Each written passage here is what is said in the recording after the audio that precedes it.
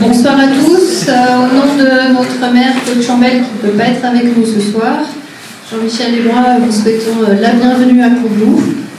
Nous vous remercions d'être venus, agriculteurs, élus, utilisateurs de la montagne, sportifs, pour échanger autour de la cohabitation dans nos montagnes et dans notre belle nature. Voilà, je vous souhaite une belle soirée et pleine d'échanges. Nous pourrons après les présentations échanger tous ensemble. Bonne soirée. Je laisse la parole à M. Pélex. Merci beaucoup. Bonsoir à toutes et à tous. Merci pour être venu à ce rendez-vous qui est important, alors qui n'est pas un rendez-vous inopiné, puisque la communauté de communes et les communes ont commencé à travailler sur le sujet à l'automne 2021, c'est-à-dire il y a 2 ans, sur la thématique de la problématique de l'envahissement un peu de nos milieux naturels à la suite du Covid, par des populations qui n'en connaissent pas forcément les règles et qui, en toute bonne foi, déambulent avec ou non, ou sans vélo, bâton ou autre, et qui perturbent un tout petit peu les équilibres et les activités. Donc l'idée a été de se dire, au niveau de la communauté de communes, il y a la même démarche au niveau de la communauté de communes Vallée de Chamonix-Mont-Blanc et du département de la Haute-Savoie. C'est une réflexion qui est très simple. L'espace naturel est grand et la cohabitation, c'est quand on a des espaces naturels qui sont petits. Mais quand on a de l'espace, on peut effectivement avoir des activités et des personnes qui puissent cohabiter d'une façon sage et sereine plutôt que conflictuelle comme on l'a malheureusement souvent. Donc on a des chercheurs qui ont cherché, voilà. Je ne sais pas, ils nous diront s'ils ont trouvé. En attendant, moi je ne serai pas là pour vous écouter puisque le hasard des agendas fait qu'on n'a pas mis le rendez-vous d'aujourd'hui et que moi, tous les deuxièmes mercredis de chaque mois, il y a le conseil municipal. Donc, comme c'est moi qui le préside, je suis obligé de partir. Bon, voilà. Mais c'est pas parce que je ne veux pas être avec vous. Donc, l'idée n'est pas de trouver des choses qui sont répressives, punitives. L'idée, elle est au contraire de permettre à des gens d'évoluer d'une façon calme, paisible, et puis de se dire qu'il y a peut-être des espaces qu'on peut réserver à des pratiques et d'autres espaces à d'autres pratiques. Comme maire et comme tous les maires, on n'est pas envahi, mais on est quand même bien bousculé quand on fait des réunions ou qu'on reçoit des courriers avec des gens qui nous disent que les VTT vont vite, que c'est dangereux pour les enfants, que ceci, que cela, que pour les alpagistes, les promeneurs, les VTT avec les patous et les troupeaux, c'est pas terrible. Voilà, donc ça, c'est de plus en plus. Donc soit on fait ce qu'on a fait pendant des décennies de se dire la montagne est un espace de liberté et tout va bien, soit effectivement on arrive à des solutions qui ont conduit par exemple le préfet à prendre l'arrêté de protection des habitats naturels pour protéger le Mont-Blanc parce qu'il y avait des abus. Voilà. Donc nous ce qu'on veut et l'objectif il est de faire en sorte qu'on n'arrive pas à une situation extrême d'interdit, mais qu'on arrive à porter ensemble des projets qui soient lisibles, compréhensibles. Alors je vais vous dire ce que dirait le maire de Cordon. Il est maire jusqu'à dimanche, puisqu'il y a des élections. Ce que disait Jacques, c'est qu'à Cordon, la problématique, elle est surtout avec les gens du pays. Voilà. Qui, eux, sont chez eux, ont le droit de ne pas promener leur chien en laisse, de perturber les troupeaux, etc. C'est compliqué de faire passer les messages avec les gens d'ici. Alors, c'est pas critique, Cordon ou quelqu'un d'autre, on est tous pareils, à commencer par vous et par moi. Donc c'est vrai que quand on est ici, on est un peu chez nous, et quand on nous dit « il ne faut pas faire ça », on n'est pas forcément très réceptif. L'autre idée, c'est de se dire « les gens d'ici connaissent le territoire ». Donc à eux, on ne va pas leur apprendre que le chemin qui va de tel point à tel point, il existe ou il n'existe pas, ils le savent. Par contre, le touriste qui vient et qui ne connaît pas le territoire, si vous ne lui mettez pas une flèche, il n'ira pas, parce qu'il ne sait pas. Donc l'idée, elle est vraiment de trouver des systèmes qui permettent d'éviter d'envahir la montagne par des gens qui n'ont pas des codes ou qui ne connaissent pas ou qui ne connaîtraient pas les conséquences de leurs mauvaises actions, même non intentionnelles, et justement d'arriver à avoir une vie paisible, en sachant, je le répète, que les gens qui connaissent, vous ne pourrez pas aller leur dire qu'il ne faut pas aller à tel endroit parce que de toute façon ils iront. Voilà. Donc, mais ça, c'est, on pense quand même que les gens peuvent être aussi ici respectueux un peu du partage des usages. Donc nous, on a travaillé, alors parfois je suis un grand naïf en politique. Je pense que quand on travaille, les gens s'intéressent, d'autres que nous s'intéressent à la vie publique. Donc je dis bien, ce travail a été commencé à l'automne 2021, a fait l'objet d'un communiqué de presse en avril 2022, une communication sur les réseaux de la communauté de communes depuis donc 18 mois. Donc ce n'est pas une innovation. Aujourd'hui, on est sur la fin de quelque chose. Alors bien évidemment, on a, les uns et les autres, on prend des mesures pour essayer de commencer à appliquer, mais celles et ceux qui s'étonnent qu'on les ait prises, ben, c'est vrai, on ne sait plus comment faire pour informer la population et l'intéresser. Voilà. Donc il y a des pièges pour personne, il y a simplement qu'on est sur une réflexion avec des scientifiques qui vont avoir de la hauteur. Mais non, mais théoriquement, c'est voilà, ou au moins de l'indépendance ou du retrait, voilà. Et puis les gens du pays qui ont une certaine envie, parce qu'on a envie de faire des choses, on n'a pas envie que les gens s'arrêtent. Moi, si j'ai voulu réglementer le Mont Blanc, c'est parce que je ne voulais pas qu'un jour, du haut de l'Europe, quelqu'un dise puisque vous n'êtes pas raisonnable, ben, il n'y a plus personne qui a le droit d'y aller. Donc je pense que ce qu'il faut, c'est avoir la mesure, même s'il faut faire des sacrifices, pour que justement on puisse continuer à vivre dans le milieu naturel, mais d'une façon raisonnable, et d'y partager des activités, ou de ne pas les partager. Et je prêche pour qu'il y ait, je vous le dis, pour qu'il y ait des sentiers pour les piétons, des sentiers pour les vététistes, et que le piéton qui s'aventure sur un sentier vététiste n'aille pas se plaindre qu'il voit des vélos, mais voilà, on essaie d'essayer d'avoir, quand on le peut, cette différence pour éviter les conflits. Pour les alpages, c'est pareil, je pense qu'on peut détourner certains chemins, ou au moins ne pas flécher certains chemins qui mènent dans des alpages où il y a des troupeaux, où il y a des patous. Belle et Sébastien, pour les plus anciens, elle n'était pas méchante, Belle à la télé en plus, donc elle ne pouvait pas vous mordre. Mais les patous, c'est pas tout à fait Belle et Sébastien, c'est quand même un peu plus...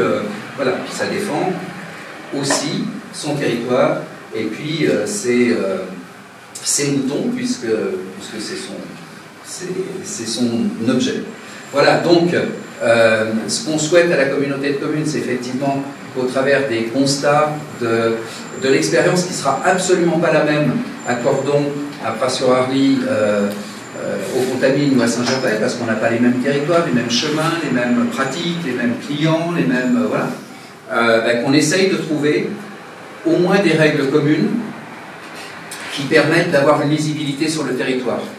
Parce que le touriste qui vient, de lui dire que là il y a une réglementation et de l'autre côté c'est une autre parce qu'on est sur une autre commune, c'est un peu compliqué quand même à comprendre. Voilà. Donc d'essayer d'avoir des choses qui sont communes, mais d'avoir cette philosophie d'avoir envie de faire qu'on puisse encore profiter de notre territoire. Voilà, moi le message que je voulais vous faire passer. Maintenant, quand on vit, et c'est ma dernière phrase, quand on vit en société, dans un groupe, effectivement, il y a des contraintes. Effectivement. C'est le principe même de l'organisation sociale. Autrement, il faut aller dans la forêt avec une peau de bête, et puis on fait ce qu'on veut. Voilà. Mais autrement, c'est de l'organisation et de la vie collective. Voilà, moi je vous souhaite une bonne réunion. Je resterai un petit quart d'heure, et puis voilà.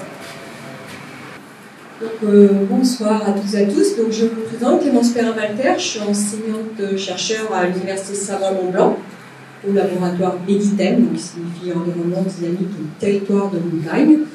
Donc, avec Noémie, qui est là, qui se présentera, qui a le plaisir d'encadrer en thèse, on va vous présenter quelques données à la fois de contexte, et puis de résultats d'enquête, soit qui sont terminés, soit qui sont en cours, avant qu'Arnaud puisse présenter ses résultats du travail qu'il a mené dans le cadre de son stage. Donc, c'est pas une nouveauté, je ne l'apprends pas. On a un engouement pour les sports de nature. Les enquêtes successives sur les pratiques sportives des Français le montrent. Et encore dernièrement, la dernière date de 2020, même avant, pendant la crise sanitaire. Donc, ça s'est encore accentué. Donc, c'est une des raisons de pratique sportive. Donc, ce contact avec la nature. Si on regarde l'évolution, même sur 6 ans, on a une augmentation assez importante, et si on a les chiffres encore là, on constaterait aussi les pratiques encore en hausse.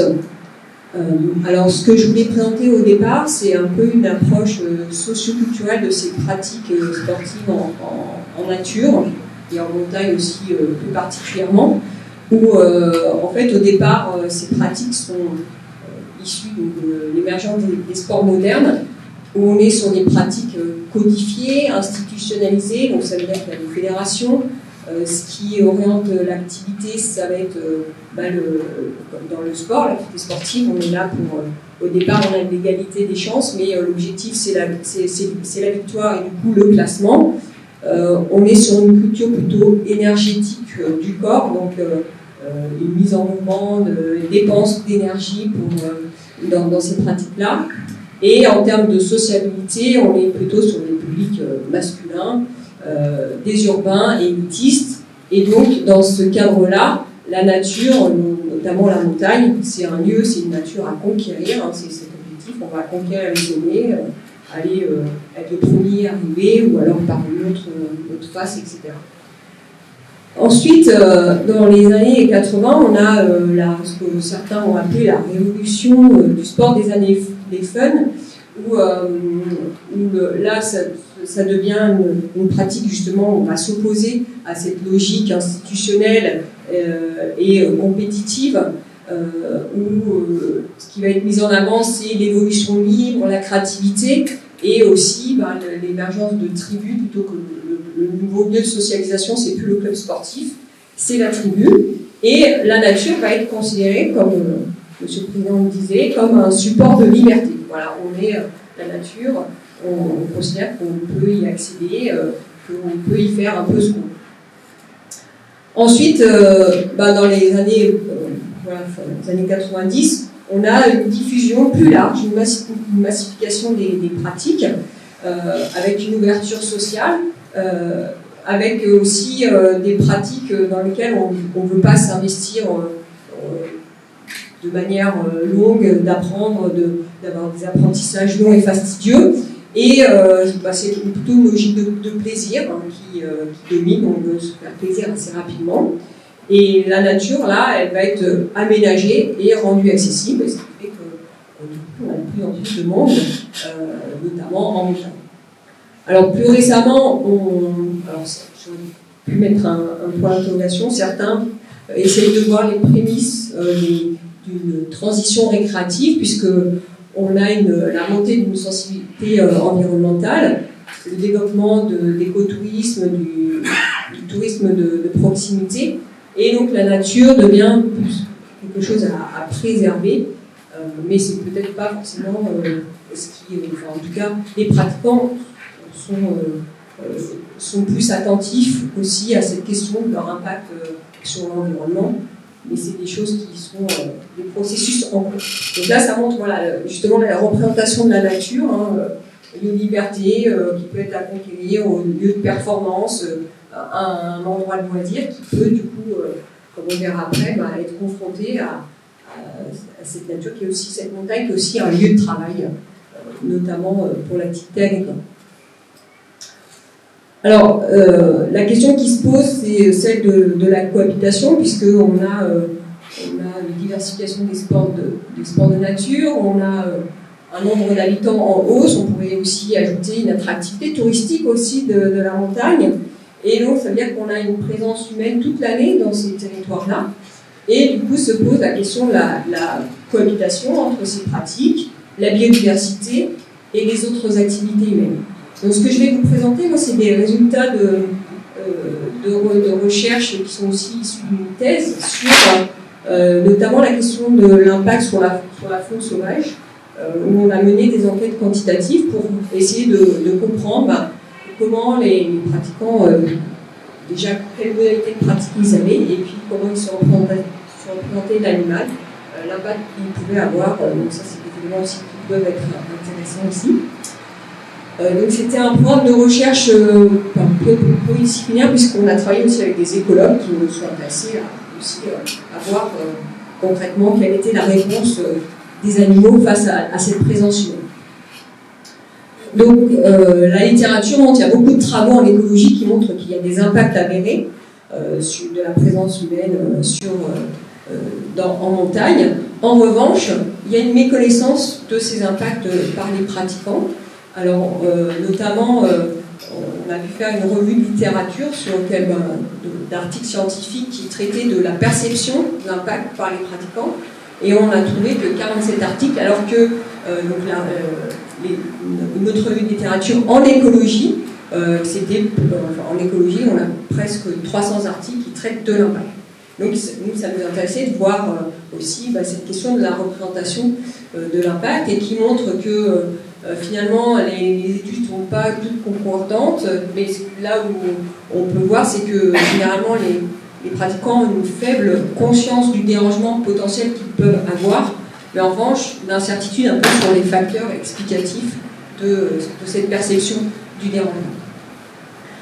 Donc on a mené un programme de recherche pluridisciplinaire, interdisciplinaire, comme je le disais, avec des sciences humaines et sociales et des écologues, en lien aussi avec des gestionnaires d'espaces protégés, notamment Aster ici en Haute-Savoie. Et on a mené une enquête par questionnaire sur les réserves nationales de chasse et de faune sauvage de Beldon-les-Bauges, le parc national de la Vanoise et la réserve naturelle des Aiguilles Rouges, avec des entretiens qui sont venus aussi complets. Donc l'idée, c'est d'avoir des différents publics variés, de voir aussi différents statuts pour voir si ça a de protection des territoires, pour voir si ça avait de l'influence aussi sur cette perception. On est en dehors des espaces aménagés, et aussi on avait choisi ces territoires sur la possibilité de voir les animaux, puisque c'était aussi cette question-là qui nous intéressait. Donc ce qu'on constate, et ce qui est en lien avec les enquêtes qui sont menées encore actuellement, c'est qu'on est sur un recrutement, les pratiquants d'activités sportives. Donc là, on avait des skieurs de randonnée, des raquettes, randonnée pédestre et du trail, ont un recrutement social assez étroit. On a une pratique qui reste toujours plutôt masculine, avec des diplômes élevés. Vous voyez, il y a presque la moitié des pratiquants qui ont un niveau Bac plus 5 ou plus, donc ils sont diplômés. Il y a un fort taux de diplôme. Au niveau des catégories socio-professionnelles, on a une grosse proportion de cadres, professions intellectuelles supérieures notamment. Donc ça, c'est des choses qui montrent les études. Et puis aussi, en termes de revenus, on est sur des revenus qui sont supérieurs aussi au revenu médian de la population française. Donc ça, c'est pas une nouveauté, mais on voit que finalement, on parle beaucoup dans les médias de démocratisation de ces activités, et finalement, on voit qu'il y a quand même un recrutement social étroit et des pratiques qui sont encore distinctives de ces milieux. Donc ça rejoint aussi les enquêtes qui ont été faites sur les Français et la nature, donc qui montrent que le diplôme a aussi des effets sur l'intensité des contacts avec la nature, et puis également en termes de diplôme aussi, où il y a des différences qu'on constate aussi en fonction de l'âge, mais sur la pratique d'activité en nature. Alors, on a pu montrer quand même des différences en fonction des cas de pratique qu'on a étudiés, notamment sur le ski de randonnée, on a une pratique qui est encore plus masculine, avec une surreprésentation des cadres du privé, des professions libérales, alors que sur la randonnée, on va être plutôt sur les salariés de la fonction publique, avec un équilibre entre les hommes et les femmes qui est plus fort. Et sur le trail, on a aussi qui attire plutôt les cadres, notamment du secteur privé. Et donc les revenus aussi vont être plus importants sur ces pratiques de compétitives, de trail, de ski de randonnée, qui sont plus des pratiques où il y a une maîtrise technique à avoir et du risque. Donc au niveau des motifs de pratique, comme le montrent les enquêtes, pourquoi est-ce que les sportifs viennent en montagne? Et ben, ce qui ressort, c'est pour être en nature, la nature, l'ambiance de la montagne, pour les paysages. Ça, c'est ce qui est vraiment tous les enquêtés se retrouvent dans ces motifs. Et puis aussi sur des motifs plus physiques, d'entretien physique, de relâcher la pression, et également la convivialité. Donc ça, c'est des choses qui ressortent, alors avec des petites différences en fonction des pratiques, mais globalement, c'est très fortement ces motifs qui ressortent, et c'est des choses qui rejoignent les enquêtes plus générales sur les pratiques sportives des Français, où la santé, le bien-être, la convivialité ressortent aussi dans ces enquêtes. Les motifs qui sont au contraire rejetés, finalement la recherche de la difficulté, de la compétition, les personnes ne pratiquent pas forcément. C'est pas alors, hormis en trail où on est sur des pratiques plus compétitives, mais en tout cas c'est pas ça que recherchent les pratiquants, voire même la prise de risque ou la solitude. Donc ça rejoint aussi ces motifs qui sont plus rejetés dans les pratiques sportives au sens large, que ce soit la dépense physique, l'engagement, la gagne, la compétition, le risque, les performances. C'est moi ce qui aime rechercher dans la pratique sportive. Alors sur la montagne, quelle représentation ils ont de cet espace? C'est plutôt, alors ça peut être un peu ambivalent, ça va être un lieu à la fois à découvrir mais à préserver.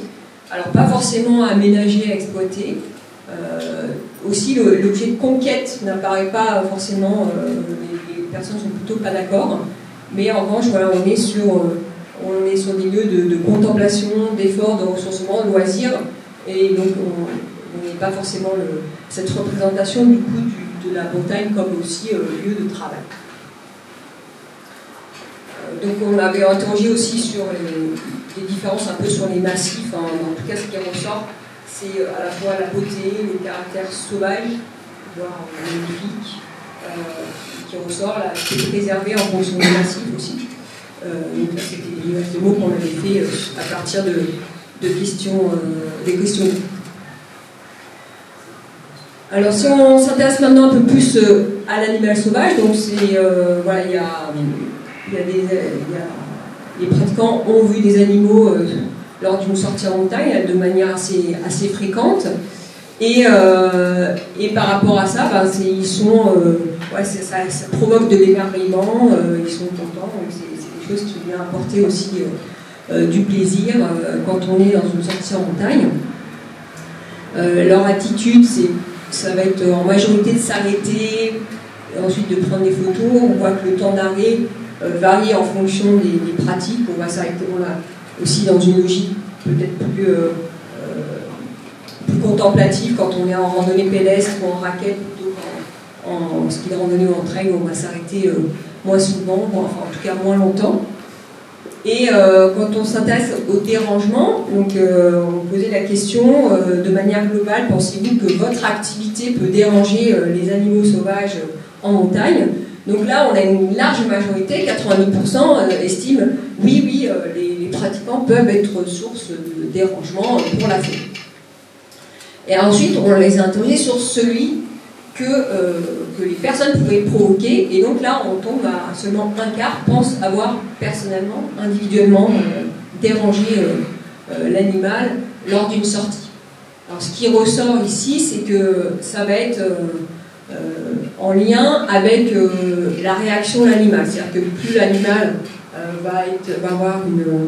il va fuir, il va être mobile, plus les pratiquants vont être conscients d'avoir dérangé l'animal, s'il fuit, voilà. Donc c'est ça, c'est un peu l'idée, c'est que la fuite de l'animal va être marqueur du dérangement pour ces pratiquants. mais certains ne savent pas trop non plus quelle hygiène ils ont pu occasionner. Alors, comme on est en lien avec des collègues en écologie, ils montrent que finalement il y a un impact sur les mouvements. Donc là, c'est lors de la pratique hivernale, ski de randonnée, où ils ont pu comparer les distances et les dénivelés cumulés parcourus par les animaux au cours de 24 heures, en comparant les jours, les dimanches où on pense qu'il y a quand même plus de monde en montagne par rapport aux jours de semaine. Et ce qui ressort, c'est qu'il y a de manière significative, les animaux parcourent plus de distance et de dénivelé. Donc ça, c'est pour l'hiver. Après, pour l'été, comme on a des chemins, ils ont pu observer quelle distance au sentier avaient les animaux. Et donc là, ce qu'on observe, c'est que la distance au sentier, donc des animaux, donc c'est en rose, et au fur et à mesure de l'arrivée du nombre de pratiquants, alors on n'est pas à 5 h du matin, il y a un décalage, à partir du moment où le nombre de pratiquants augmente, les animaux vont s'éloigner du sentier et puis s'en rapprocher. Donc ça veut dire qu'ils vont décaler parfois aussi leurs activités si c'était une zone où ils ont l'habitude de manger. Donc il y a des impacts qui sont aussi montrés par ces données, les données GPS sur les animaux. Alors, sur ce dérangement, on a pu repérer des stratégies de dédouanement pour se dire, c'est finalement, comme on l'a vu tout à l'heure, c'est la question de la déresponsabilisation, c'est-à-dire que mon sport, c'est la pratique que je fais dérange mes parents. Également, on va minimiser en reportant la responsabilité sur les autres. Les autres, ils pratiquent en groupe, ils sont mignons, ils dérangent plus que moi. Les chasseurs, ils dérangent les animaux.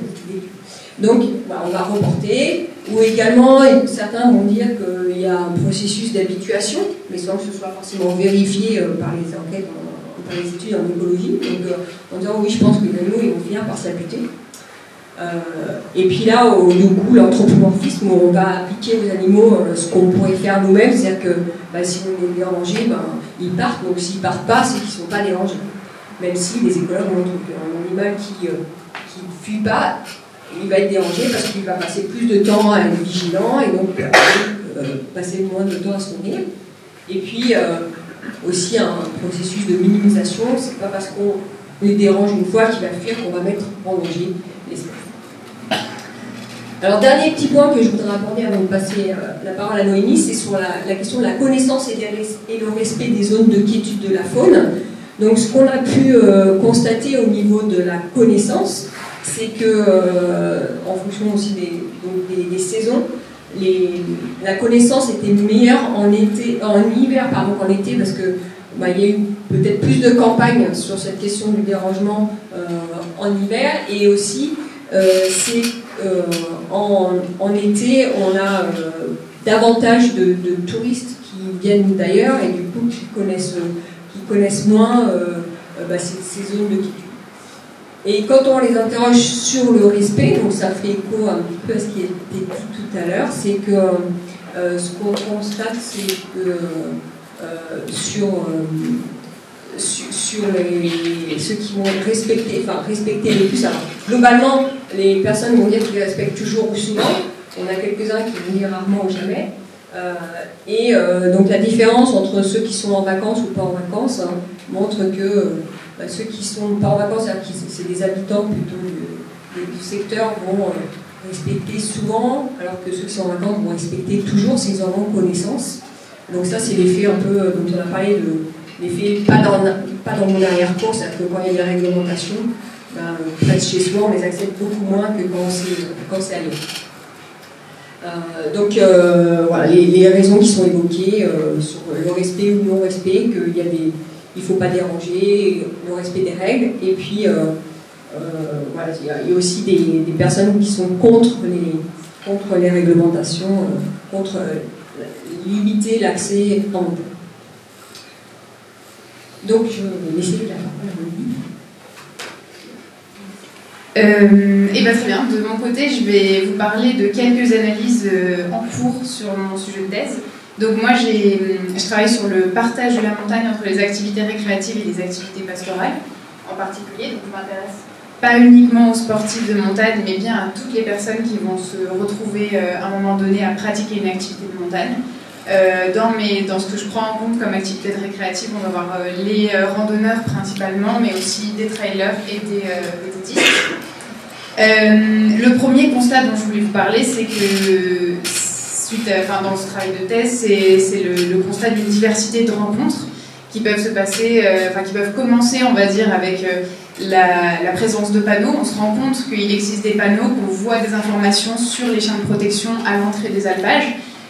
Ces panneaux, ce qui est intéressant, c'est qu'ils sont il y en a des très originaux en fonction de chaque alpage. Il y a des bergers, des éleveurs ou des communes qui vont prendre des initiatives pour donner d'autres informations en plus de ce qu'on va trouver sur les panneaux officiels utilisés de manière globale en France. Par exemple, sur la page de Dormius dans les écrins, on nous propose de chanter une chanson aux chiens pendant qu'on passe, de manière à peut-être à calmer le chien, mais surtout probablement à se calmer soi-même. Et donc après, ces rencontres, elles se passent sur le terrain avec les troupeaux et avec les bergers, et éventuellement peuvent conduire à des conversations avec les bergers. Donc ça arrive dans certains cas. Là, je vous ai mis une photo d'un pratiquant d'activité récréative, un randonneur qui caresse un chien pendant qu'il est en train de parler avec le berger. Et une des thématiques qui va être abordée à ce moment-là, c'est souvent les gestes à adopter avec les chiens de protection, avec les chiens du berger, etc. Il va y avoir des informations qui sont données à ce moment-là. Mais il peut y avoir aussi tout autre aspect du troupeau, de la gestion de troupeau. Notamment, j'ai eu l'exemple d'une pratiquante qui s'est retrouvée à apprendre à traire une chèvre avec le berger sur son alpage. Et donc ces rencontres, au-delà de ce qu'elles, de comment elles se passent, en fait, elles ont aussi des répercussions sur les pratiques de tous, et donc je vais vous en parler un peu plus avant. Mais avant de continuer, je vais vous préciser quelques éléments sur ma recherche. Dans un premier temps, moi, je n'utilise pas des méthodologies quantitatives, comme Clémence a pu vous décrire, mais des méthodologies qualitatives. C'est-à-dire que je vais passer du temps avec les pratiquants que je suis, donc en général une semaine à plus avec les bergers, et des sorties avec les pratiquants d'activités récréatives. Et je vais aussi faire des entretiens libres et semi-directifs. Donc ces entretiens, ils vont être menés autant avec ces enquêtés dont je vous parle depuis tout à l'heure, qu'avec des fois des personnes du monde institutionnel, du monde des acteurs, des gestionnaires, avec donc des maires et des personnes des offices du tourisme, etc. Sur les terrains qui me concernent, j'ai choisi de travailler sur 3 massifs principaux qui sont les écrins et Belledonne et le massif des Dents du Midi en Suisse. En Suisse, c'était pour un éclairage donc international sur la question du chien de protection et du retour du loup, puisque du coup il y a des thématiques croisées et des contextes historiques croisés actuellement. Et voilà, donc dans tout, j'ai à peu près 7 alpages qui sont suivis, que j'ai pu suivre sur 2 étés, plus 3 alpages sur lesquels j'ai un peu des informations, mais plus... les méthodologies dont je parlais n'ont pas entièrement été mises en place sur ces alpages pour l'instant.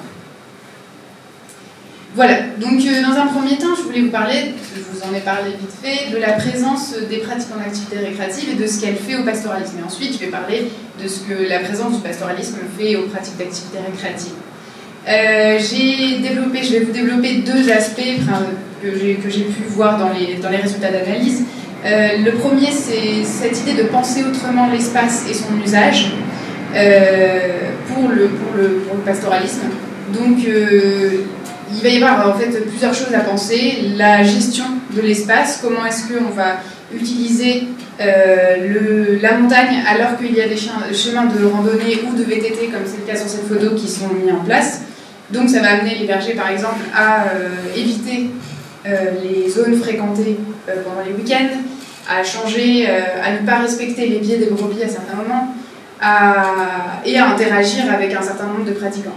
Et donc, ce qu'on remarque, c'est qu'il y a 2 espaces qui vont être particulièrement marqués par ces changements de perception de l'habité à ces moments-là. C'est les sentiers qui vont devenir en fait un lieu de litige, puisque c'est là où la rencontre se passe. Donc, rencontre qui peut être positive, je l'ai dit plus tôt, mais qui peut aussi avoir des effets sur le pratiquant ou sur le troupeau, avec des rangements sur les brebis. Et la cabane de berger, donc, qui jusque-là était un espace qui est toujours d'ailleurs, qui est un espace qui permet aux bergers d'avoir une forme d'intimité et un espace dans lequel vivre, et qui va en fait devenir, pour certains, un lieu de pique-nique, de présence des personnes qui pratiquent des activités récréatives. Et le deuxième axe, c'est la question de l'adaptation des pratiques. C'est-à-dire que face à ces situations, qu'est-ce qu'on fait et comment est-ce que les bergers et les personnes avec qui ils travaillent avec tentent de changer leurs pratiques pour faire avec ces pratiquants d'activités récréatives et l'augmentation de cette fréquentation. Ce qu'on remarque, c'est que l'adaptation de la pratique, elle amène une complexification de la garde. Je l'ai dit plus tôt, par exemple, donc, les bergers doivent principalement faire manger leurs brebis. C'est la mission première, mais là, ils vont devoir gérer la présence des pratiquants d'activités récréatives, de l'information à donner éventuellement sur les chiens de protection. Donc ça va demander des missions de sensibilisation qui ne sont pas officielles, mais qui en réalité vont avoir lieu et vont prendre un certain temps, des fois dans leur journée. Et de manière globale, une complexification du métier avec de plus en plus d'acteurs avec lesquels travailler pour préparer l'alpage. Donc c'est certains alpages où le berger va se retrouver à travailler avec la mairie, avec un parc, avec une zone Natura 2000, les organisateurs du trail, etc. Et donc travailler avec tout ça, certes pendant la réunion, mais aussi tout l'été, et avec les différents acteurs qu'il va falloir prévenir, qu'il va falloir communiquer régulièrement. Et dans un deuxième temps, donc, ce que la présence des activités pastorales fait aux pratiquants d'activités récréatives, là aussi, il y a 2 points que j'ai voulu, qui sont en fait en réalité quasiment les mêmes. Penser autrement l'espace et son usage. Donc, pour les pratiquants d'activités récréatives, on l'a dit, il y a un aspect de la montagne qui est celui de l'accès total et en totale liberté, avec le droit de faire un peu ce qu'on veut quelque part. Et le constat suite à des rencontres, c'est de se poser la question de qu'est-ce que finalement j'ai le droit de faire, qu'est-ce que le berger et son troupeau ont le droit de faire, et donc de réfléchir, de commencer une réflexion sur les droits et les devoirs en montagne. Ensuite, un autre aspect, c'est celui de la sortie des sentiers et de l'impact de la présence. C'est-à-dire que depuis un certain nombre d'années, on sensibilise à l'importance de rester sur les sentiers pour éviter des phénomènes d'érosion et des choses comme ça. Et là, le pratiquant va se retrouver à devoir prendre la décision éventuellement de sortir du sentier, de faire un détour, comme on peut le voir sur la photo ici. Donc les 2 personnes ne sont pas sur le sentier pour éviter le troupeau. Et ça va amener des expériences de marche, des expériences de découverte du territoire qui sont en fait peu vécues par des pratiquants d'activités récréatives qui ne sortent pas des chemins. Et prendre conscience de l'impact de sa présence, ça peut être tout simplement marcher au milieu du troupeau et se rendre compte que les brebis bougent au moment où on passe, que les chiens aboient, etc. Et donc ça, c'est à des degrés différents en fonction des personnes évidemment qui l'ont vécu, et ces changements n'ont pas forcément lieu en direct.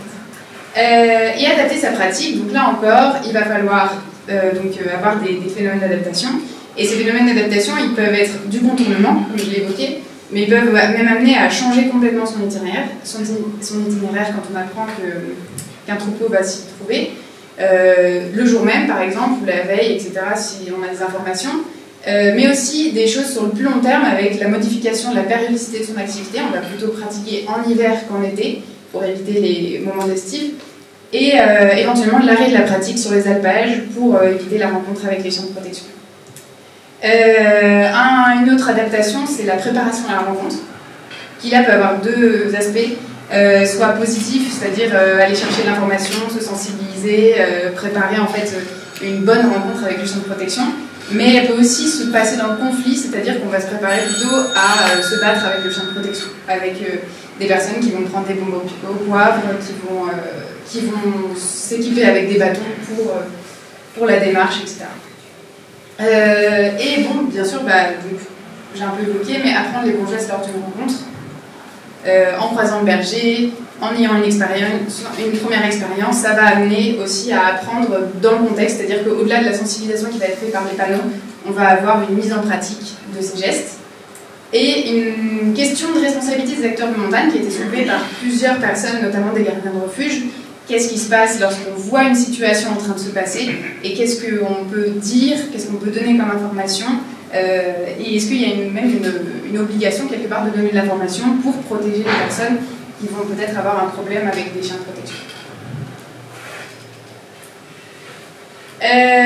Donc, en cas de... Oui, alors je voulais du coup vous parler d'un peu de cette question des rencontres, comment elles se passent avec les chiens de protection, de ce qu'on voudrait qu'il se passe et de ce qu'il se passe. Parce que finalement, quand on lit les panneaux de sensibilisation, mais aussi les informations qui sont distribuées, on se rend compte qu'il y a une forme de simplification des cas qui peuvent advenir, mais parce qu'on ne peut pas passer l'information entière en réalité. Et donc on remarque que pour les acteurs institutionnels, il y a un peu deux cas. Soit le randonneur remarque la présence du troupeau et suppose la présence du chien de protection, et donc il va avoir deux actions, soit il respecte, on va lui proposer deux actions, un demi-tour ou un détour pour éviter le troupeau. Le cas numéro 2, c'est le randonneur n'a pas anticipé la présence du troupeau et il se retrouve face au chien de protection, donc il va ralentir l'allure, dans l'idéal, baisser ses bras, ranger ses bâtons, au besoin il s'arrête et se laisse identifier par le chien de protection. Le randonneur reprend sa marche, éventuellement accompagné par le chien de protection, et le troupeau retrouve sa tranquillité. En réalité, ce schéma est en cours de travail, donc voilà, je vais vous le présenter assez rapidement. Mais il y a une diversité assez énorme de possibilités de rencontres, avec beaucoup de facteurs qui vont impacter la qualité de ces rencontres.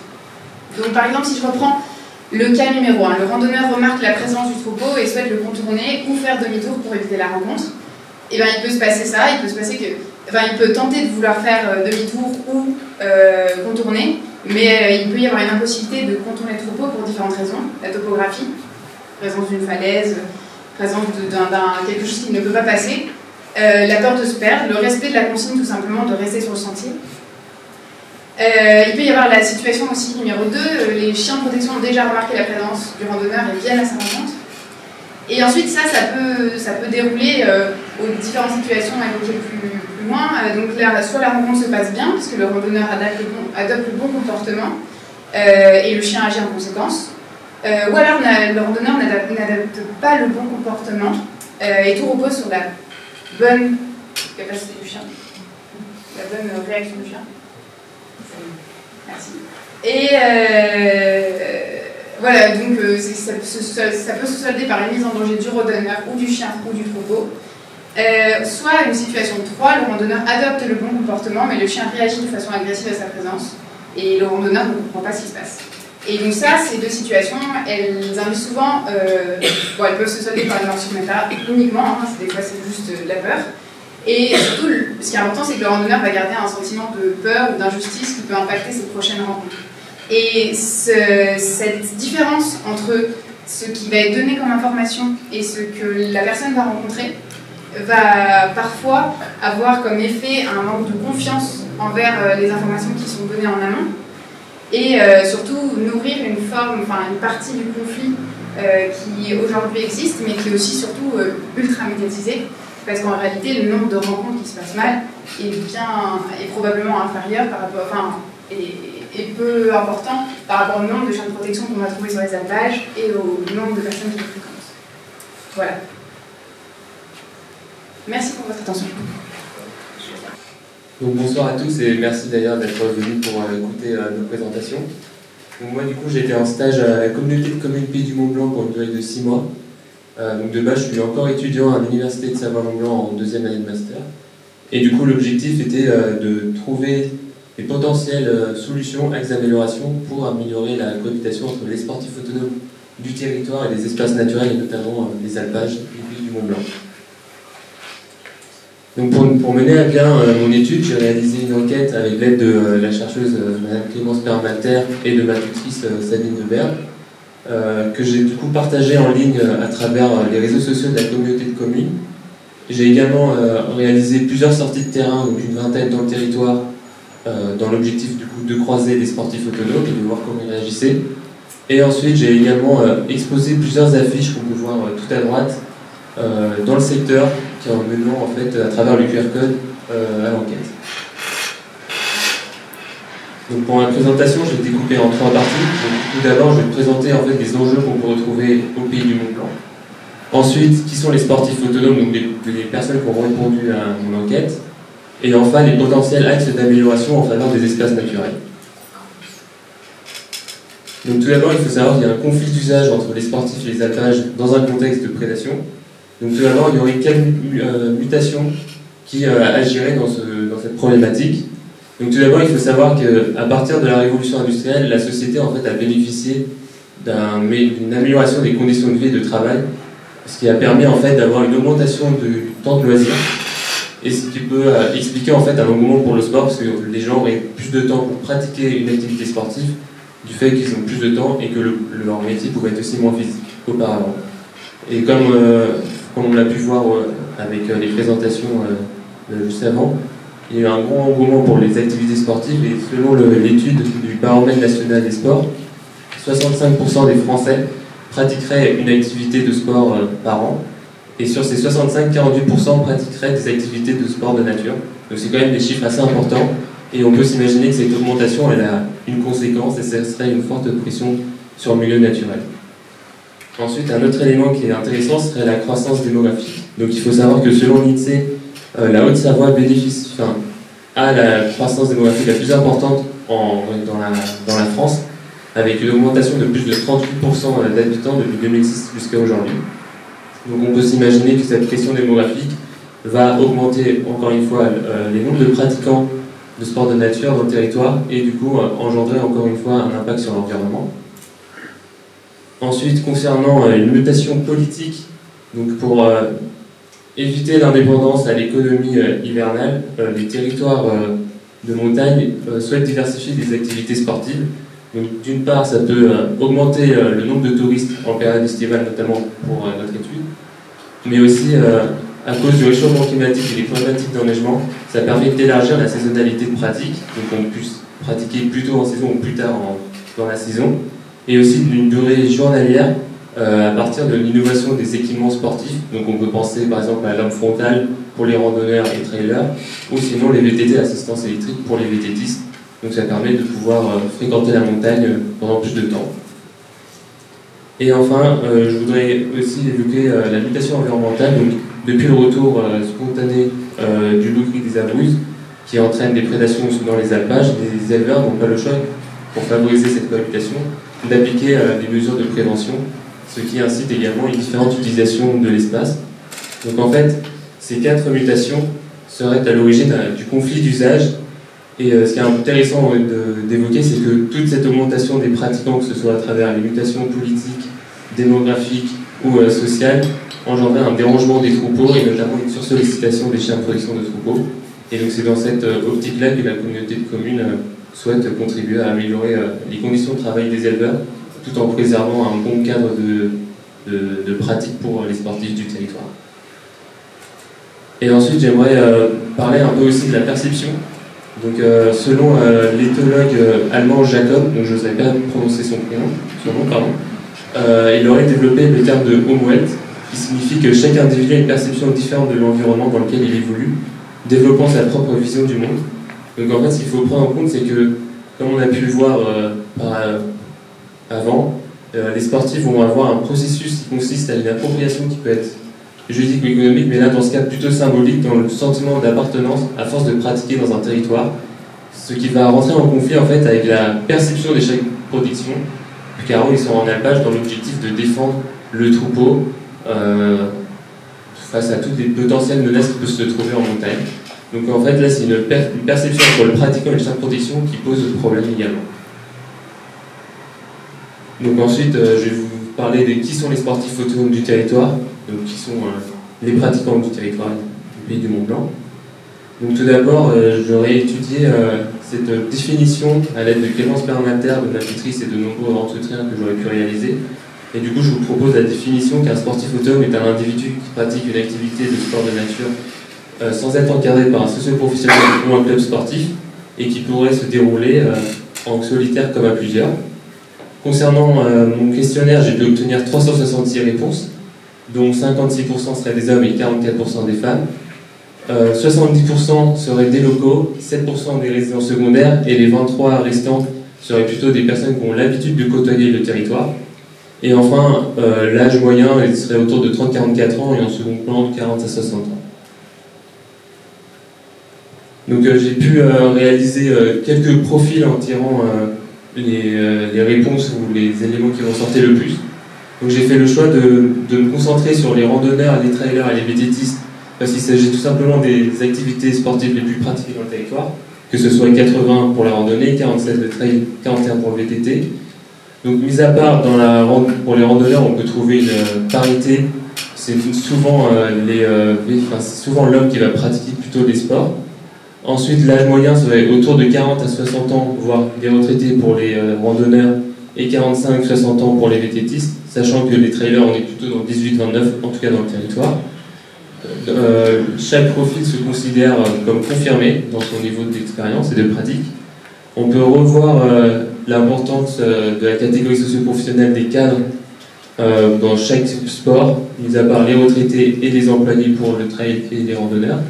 Et ensuite, la fréquence de pratique est totalement différente en fonction du sport, que ce soit une fois par mois pendant les vacances ou en week-end pour les randonneurs, 3-5 fois ou plus par semaine pour les trailers, donc une pratique en semaine, et enfin pour les vététistes, 1 à 2 fois par semaine, et encore une fois, la pratique serait en semaine.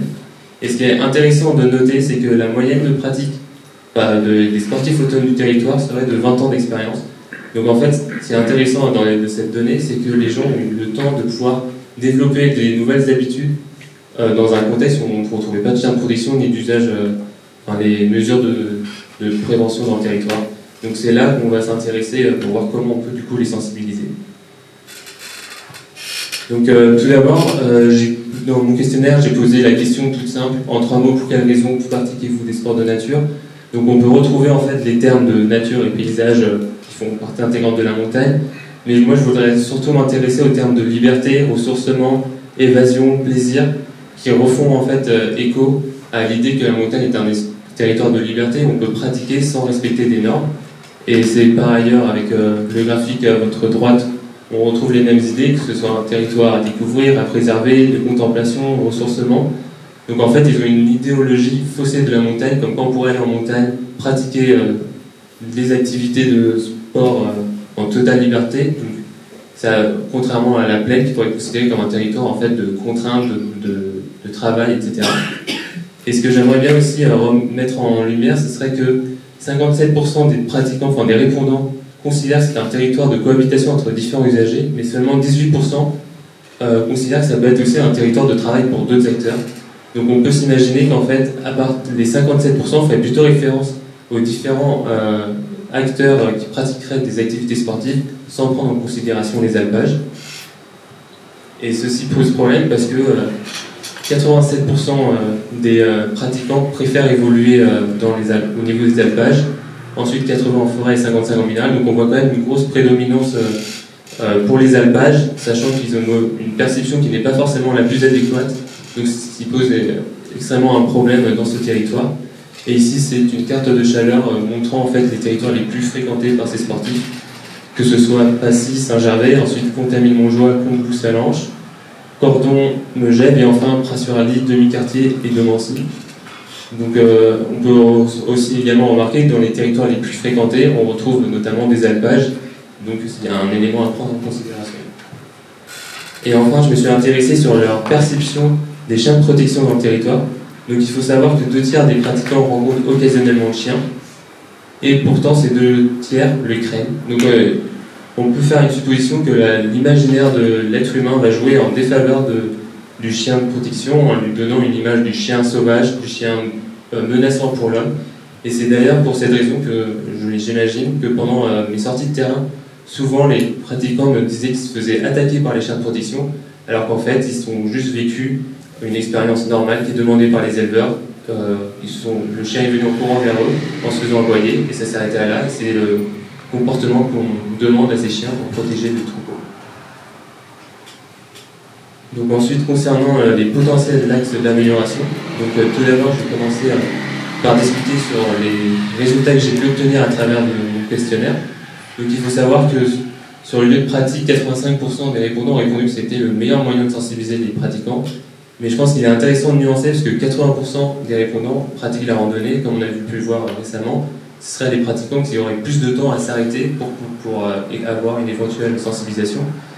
Alors que les trailers et les vététistes auraient plus du mal du fait que c'est une activité sportive plus intense que la randonnée.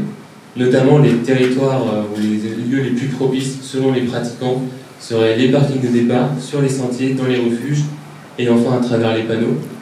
Et du coup j'aimerais mettre en valeur le boulot que la communauté de communes Pays du Mont-Blanc mène, c'est-à-dire ils sont 3 éducateurs à l'environnement qui vont effectuer de nombreuses sorties de terrain dans l'objectif de sensibiliser l'ensemble des pratiquants de la montagne. Et ensuite, ils ont aussi embauché 4 saisonniers cette année dans l'objectif de les... Enfin, ils étaient sur le terrain, du coup, dans l'objectif de sensibiliser les pratiquants dans cette question de problématiques dans les alpages et des chiens de protection, comment adopter un bon comportement, etc. Donc ensuite, il y aurait une deuxième solution, les applications de sport et les sites internet. Donc il faut savoir que 50% des pratiquants du territoire utilisent des applications, que ce soit à travers des montres connectées ou les sites internet, pour pouvoir préparer en amont son activité. Et ça serait également un des meilleurs moyens selon eux pour pouvoir sensibiliser les pratiquants. Donc ce serait un élément intéressant à développer, sachant que selon le baromètre national du sport, en 2022, 36% des Français utilisent des montres connectées pour la pratique du sport, sachant qu'en 2020, on parlait seulement de 26.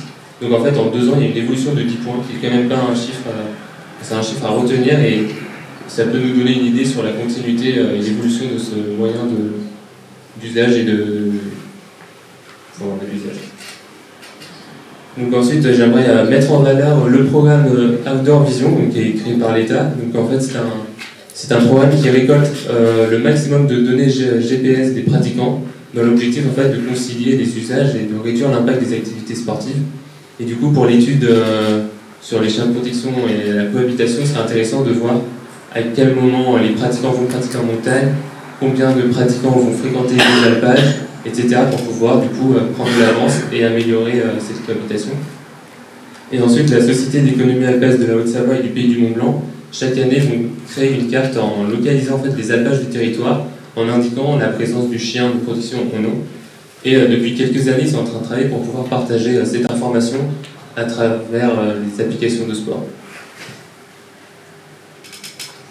Ensuite, il faut savoir que 50% des répondants de nos questionnaires seraient prêts à se déplacer pour une séance de sensibilisation, qu'elle soit sous forme de conférence ou de sortie de terrain soutenue par un professionnel de la montagne. Donc ça pourrait être le cas d'un éleveur et pouvoir discuter sur toutes ces thématiques. Et c'est d'ailleurs, encore une fois, la communauté de communes Pays du Mont-Blanc qui a déjà mené des sorties de terrain dans ce sens-là, au grand public, pour sensibiliser au maximum.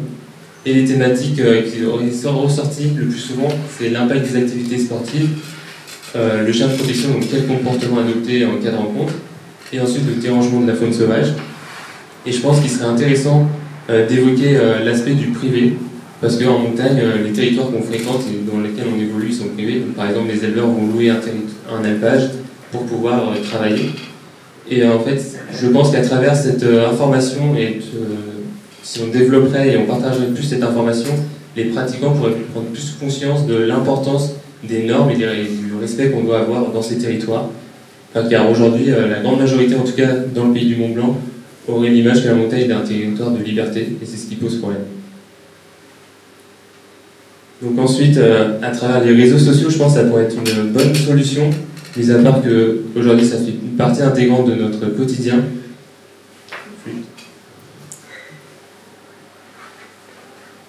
Voilà, et du coup, ça serait un bon moyen en fait de pouvoir partager dans les réseaux sociaux les bonnes pratiques en montagne.